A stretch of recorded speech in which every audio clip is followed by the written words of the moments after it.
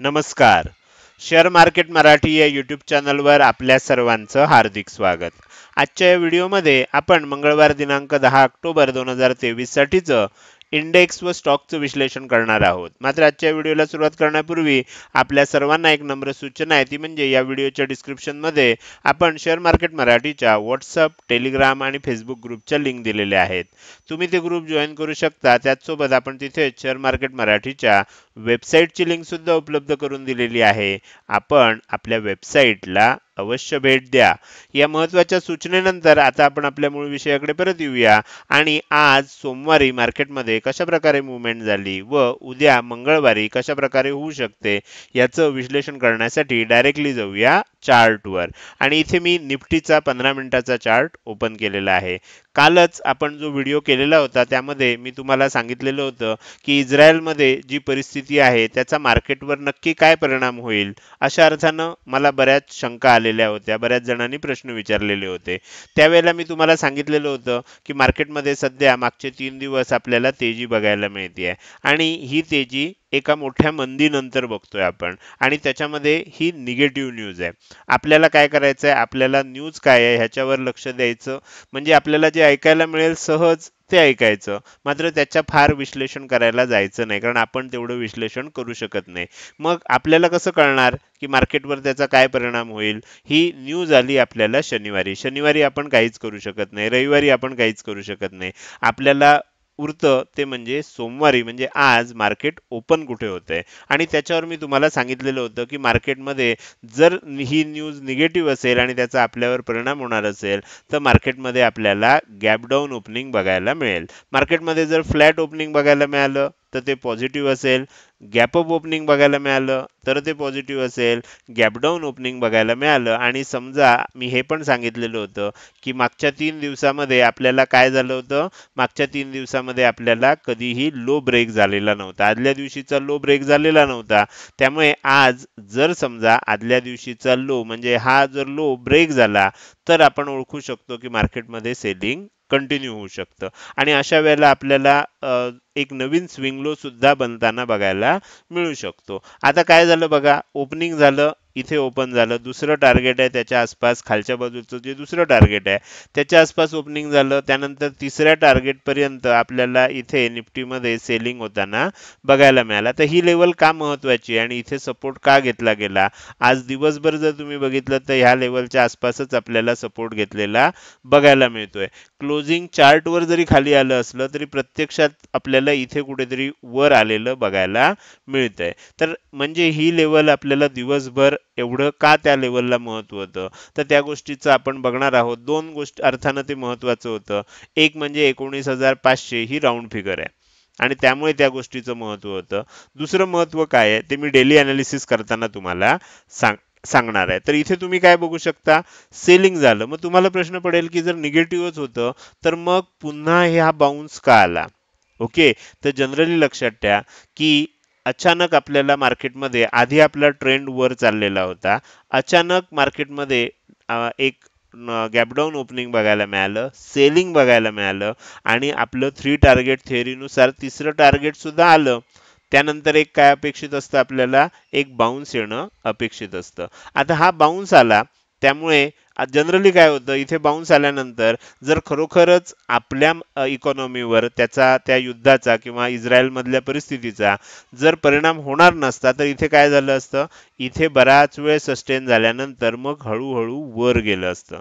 असं जर गेलं नाहीये, त्याऐवजी खाली आलंय, ह्याचा अर्थ आपल्याला लक्षात घ्यायचा आहे की आपल्या इकॉनॉमीवर सुद्धा ह्या इस्रायल मधल्या परिस्थितीचा निगेटिव्ह इम्पॅक्ट होणार आहे. मार्केट हे आपल्याला भविष्याचं सूचना देणारं असतं. आता आपल्याला हे झालं आज. आज तुम्हाला कदाचित ओपनिंग मध्ये तुम्ही शॉर्ट केलं असेल, पुट बाय केला असेल, कॉल सेल केला असेल, काही एक पोझिशन बनवली असेल आणि समजा ती होल्ड केली असेल. तर आता उद्याचा काय विचार करायचा? तर आज आपल्याला काय झालं, आज आपल्याला जी काही युद्धाची म्हणा किंवा जी काही आंतरराष्ट्रीय सिच्युएशन आहे त्यानं आपल्याला एक हाय दिला आणि एक लो दिला. बरोबर. आता अगदी सोप्या पद्धतीनं आपण विश्लेषण असं करायचं आहे की उद्या ओपनिंग कुठे होतंय, ओपनिंग समजा फ्लॅट झालं, इथे क्लोजिंग झालं, ह्याच्या आसपास इथे कुठेतरी ओपनिंग झालं, तर आपण ओळखायचंय की हे निगेटिव्ह आहे. साधारणपणे ही जे आपल्याला इथे दिसतंय ह्या लेवलच्या वर कुठेतरी ओपन झालं आणि वर टिकत असेल म्हणजे 550 आपण समजूया, ही लेवल धरूया, 550च्या वर ओपन होत असेल आणि टिकत असेल तर मग थोडंसं आपल्याला मार्केटमध्ये व्हॉलॅटिलिटी होणार. कारण वरच्या बाजूला इथे एक गॅप तयार झालेली आहे. ही जी गॅप आहे ही गॅप आपल्याला काय म्हणून काम करणार? ही गॅप आपल्याला रेझिस्टन्स म्हणून काम करणार. तर त्याच्यामुळे इथे वर ओपन झालं तर वर जायला लागलं की रेझिस्टन्स फेस होणार, खाली यायला लागलं की खाली आपल्याला ह्या लेवलला सपोर्ट तयार झालेला आहे.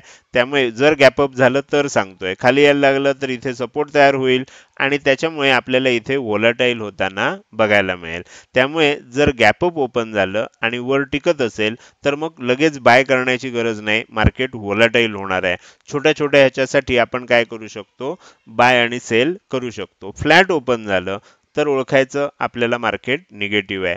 गॅप डाऊन ओपन झालं आपल्याला ओळखायचं मार्केट निगेटिव्ह आहे. दोन लेवल लक्षात घ्या, ही लेवल आहे आणि ही लेवल आहे. जर समजा ह्या लेवलच्या वर टिकत असेल, वरच्या बाजूला टिकत असेल तरी लगेच बाय करायचं नाही, पण सेल आपण जर केलं असेल तर सध्या आपला स्टॉप लॉस कुठे असला पाहिजे? ट्रेलिंग स्टॉप लॉस इथे असला पाहिजे. आपल्याला थोडासा जास्त रिस्क घ्यायची असेल तर आपला ट्रेलिंग स्टॉप लॉस ह्या लेवलच्या वर असला पाहिजे. याच्यावर जर टिकत असेल, क्लोजिंग देत असेल तर मग आपण विचार करू शकतो की मार्केट आता व्होलाटाईल होऊ शकतं. मात्र जर ह्या लेवलच्या खाली जात असेल तर अगदी सहजगत्या लक्षात घ्या की मग आपण आणखीन खाली जायला तयार होतोय. अगदी 19,000च्या लेवलपर्यंत सुद्धा मग आपण खाली जाऊ शकतो. असं चित्र आपल्याला, अर्थात ते काय एका दिवसात जाईल असं नाही. आधी आपल्याला ह्या ज्या हे आहे, ही जी इथे लो बनलेला होता ह्या लो पर्यंत सुद्धा मग आपण खालच्या दिशेनं येऊ शकतो. तर अगदी सिंपल अनालिसिस जर ठेवलं तर तुम्हाला उद्या ट्रेड करताना कोणतीही अडचण येणार नाही. तर आता हे झालं निफ्टीमध्ये आज काय झालं. आता निफ्टीमध्ये उद्या काय होऊ शकतं हे समजून घेऊया. त्यासाठी आणि आपल्याला दुसरं कारण सुद्धा समजून घ्यायचंय की इथेच सपोर्ट का घेतला गेला. तर त्याच्यासाठी मी तुम्हाला डेली टाइम फ्रेम मध्ये घेऊन जातोय. डेली टाइम फ्रेम मध्ये तुम्हाला काय लक्षात येईल? मी तुम्हाला थोडंसं झूम करतो आणि दाखवतो. ओके. पूर्वी आपल्याला माहिती आहे की खूप मोठं सेलिंग झालं होतं. एक बाउन्स आला आणि आपण खाली चाललोय. लक्षात घ्या आपल्याकडे हा लो आहे, आपल्याकडे हा हाय आहे. इथे जर आपण Fibonacci retracement, fib retracement level जर लावली तर आपल्याला समजून येईल की इथे आज आपल्याला 19,500च्या आसपास एवढा सपोर्ट घेण्याचं कारण काय आहे. तर आपण इथे हाय लावूया आणि इथे लो लावूया. तुमच्या लक्षात येईल बघा, मी मुद्दाम झूम करून तुम्हाला दाखवतोय. 19,504 ला 50% ची लेवल आहे. ही लेवल 19,504 ला आहे.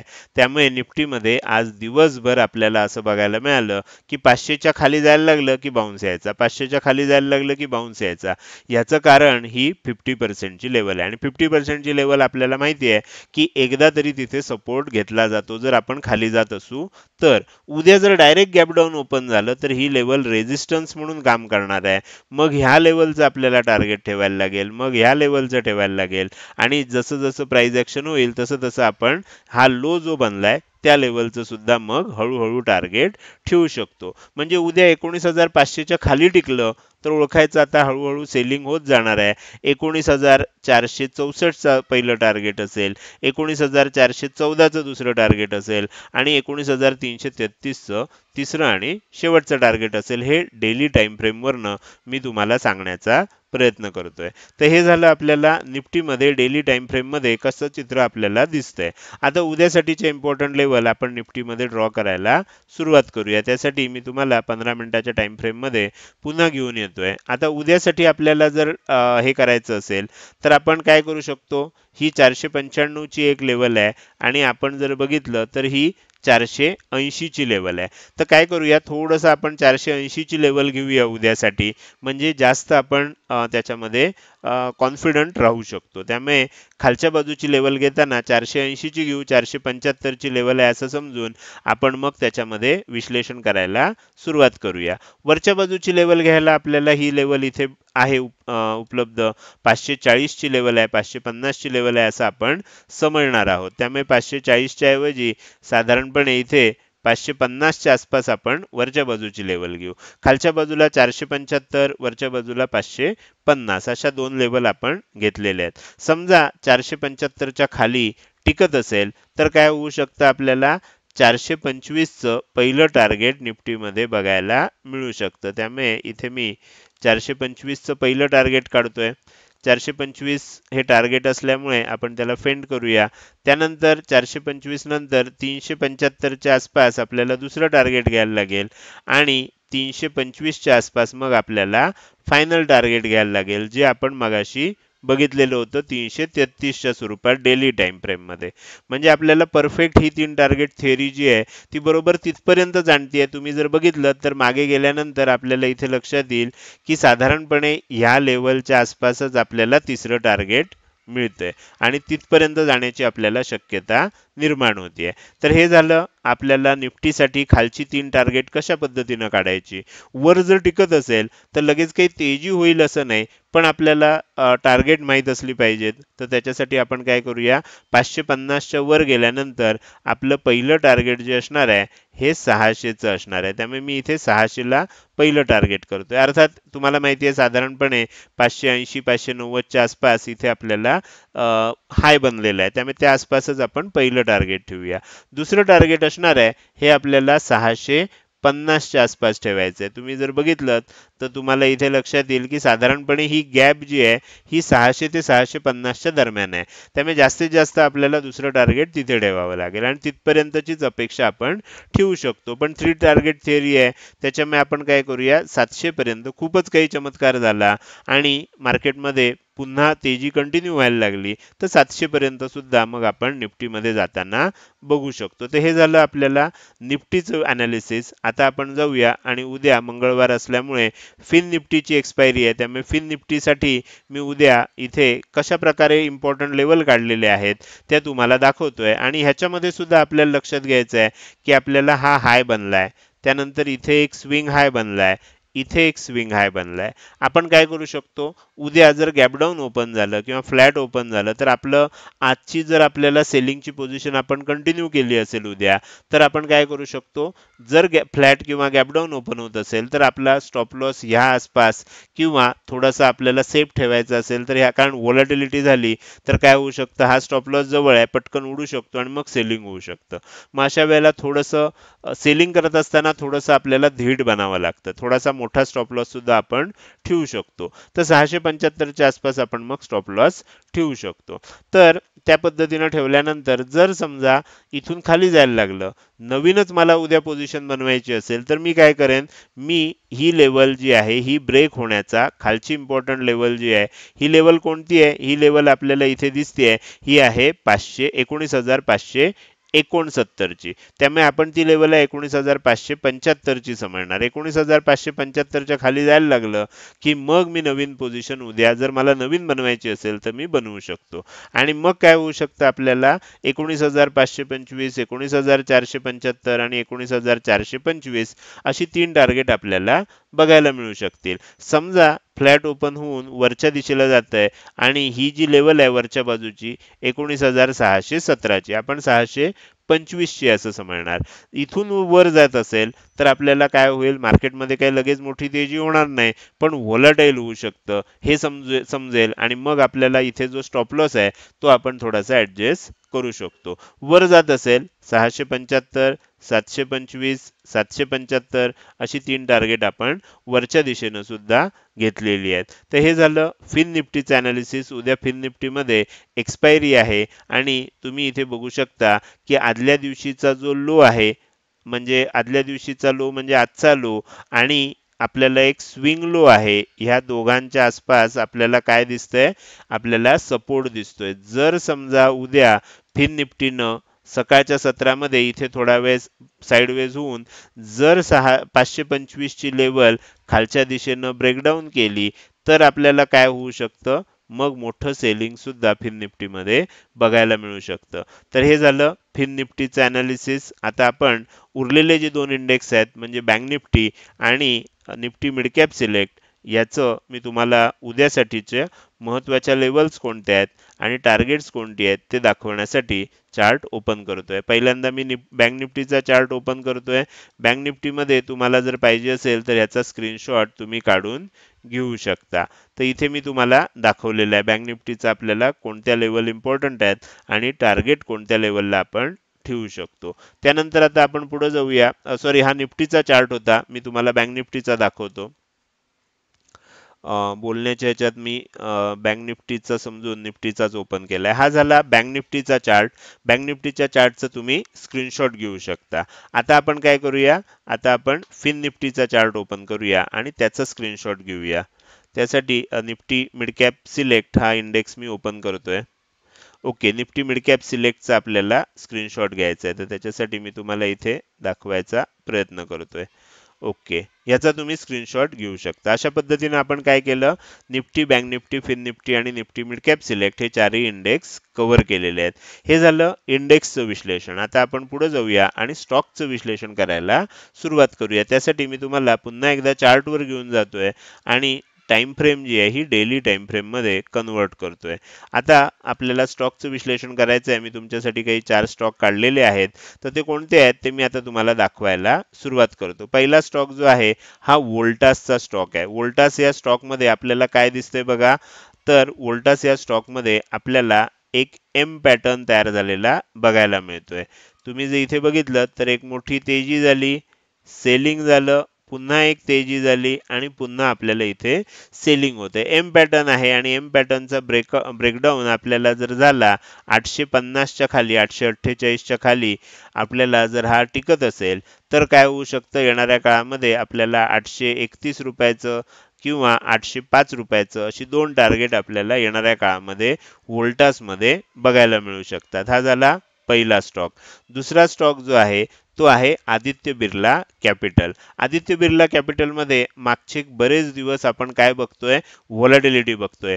इथनं खाली जायचा प्रयत्न झाला, बाउन्स आला, परत खाली जायचा प्रयत्न झाला, बाउन्स आला, परत खाली जायचा प्रयत्न झाला, बाउन्स आला. म्हणजे ह्या ज्या 2 लेवल आहेत, वरच्या बाजूला 182 आणि खालच्या बाजूला 175, या 2 लेवल मध्ये अडकताना आपल्याला आदित्य बिर्ला कॅपिटल हा स्टॉक बघायला मिळतोय. जर 175च्या खाली टिकत असेल तर आता काय होऊ शकतं, याच्यामध्ये सेलिंग कंटिन्यू होऊ शकतं आणि 170 आणि 168 अशी 2 टार्गेट आपल्याला आदित्य बिर्ला कॅपिटल या स्टॉक मध्ये बघायला मिळू शकतात. तर हा झाला दुसरा स्टॉक. तिसरा स्टॉक मी तुमच्यासाठी घेऊन आलोय तो आहे सन टीव्ही. सन टीव्ही मध्ये काय झालंय बघा, हा जो एरिया होता हा एरिया आपल्याला एक रेझिस्टन्स म्हणून काम करत होता.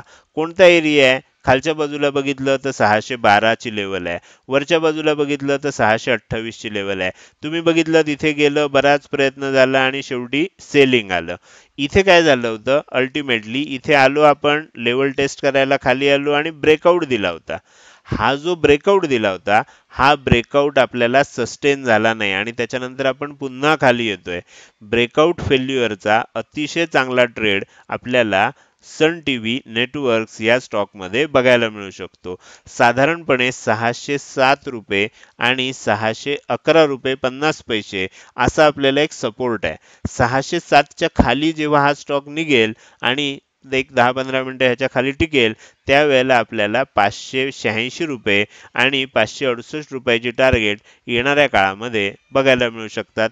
अधेमध्ये आपल्याला हा जो लो बनला होता ते सुद्धा एक टार्गेट असू शकतं. हा झाला सन टीव्ही या स्टॉकचं विश्लेषण. आता आपण शेवटचा स्टॉक बघूया जो आहे गोदरेज प्रॉपर्टीज. गोदरेज प्रॉपर्टीज मध्ये काय झालंय बघा, तर सेलिंग झालं होतं. इथे डब्ल्यू पॅटर्न बनवून आपल्याला तेजी होताना बघायला मिळाली. डब्ल्यू पॅटर्नचं एक टार्गेट तर आपल्याला 1:1 मिळालं आणि आज आपल्याला आंतरराष्ट्रीय परिस्थितीमुळे एक इनसाइड कॅन्डल बघायला मिळाली आणि ही बिअरिश आहे.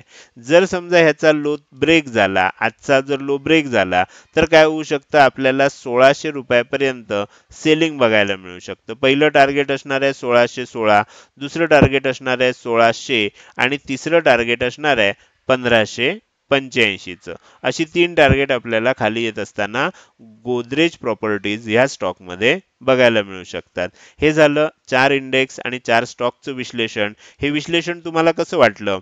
जर आवडलं असेल तर नक्की व्हिडिओला एक लाईक करा आणि कसं वाटलं हे कमेंट सेक्शनमध्ये टाईप करून सांगायला विसरू नका. लक्षात ठेवा, तुमची एक लाईक आणि एक चांगली कमेंट हीच माझ्यासाठी प्रेरणा असते, ज्याच्या सहाय्यानं रोजच्या रोज हे विश्लेषणाचे व्हिडिओ मी बनवत असतो. त्यामुळे लाईक करायला आणि चांगल्या चांगल्या कमेंट करायला अजिबात विसरू नका.